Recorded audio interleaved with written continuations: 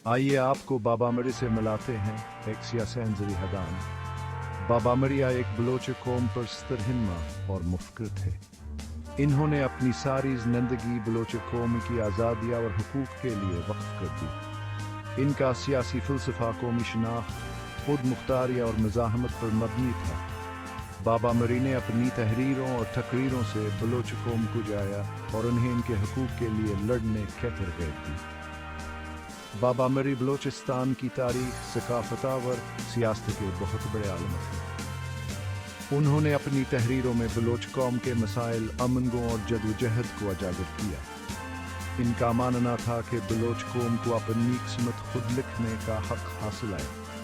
बाबा मरी ने अपनी जिंदगी सादगी और आजिज़ी से गुजारी। वो किसी अहदे या ताकत के पीछे नहीं भागे। इनका मकसद सिर्फ और सिर्फ बलोच कौम की खिदमत करना था।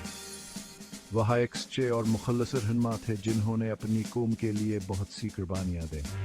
इनकी जदोजहद और कुर्बानियाँ आज भी बलोच कौम के लिए रोशन मीनार की तरह हैं। कौमावर कौमी अहदाफ बाबा मरी का नक़्ता नज़र। बाबा मरी के सियासी फ़लसफ़े का मरकज़ी नुक्ता कौम का तसव्वुर था।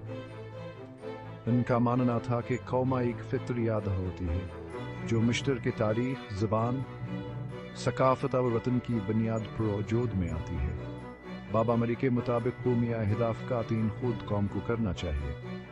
इनका कहना था कि किसी भी कौम के लिए सबसे बड़ा मकसद आज़ादी और खुद मुख्तारी होता है। बाबा मरी ने जोर दिया कि कौमी अहदाफ का तयीन हकीकत पसंदाना होना चाहिए और उन्हें कौम के आमंगों और ज़रूरियात की इक्कासी करनी चाहिए। उन्होंने कौम को खबरदार किया कि कौमी अहदाफ को ज़ाती मुफादात या बैरूनी ताकतों के हाथों हाईजैक नहीं होने देना चाहिए।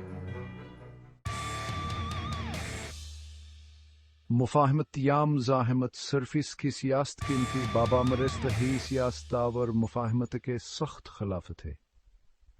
इनका मानना था कि यह तरीक़ाकार ज़ालिमा और इस्तिहसाली निज़ाम को कायम रखने का एक हथियार है।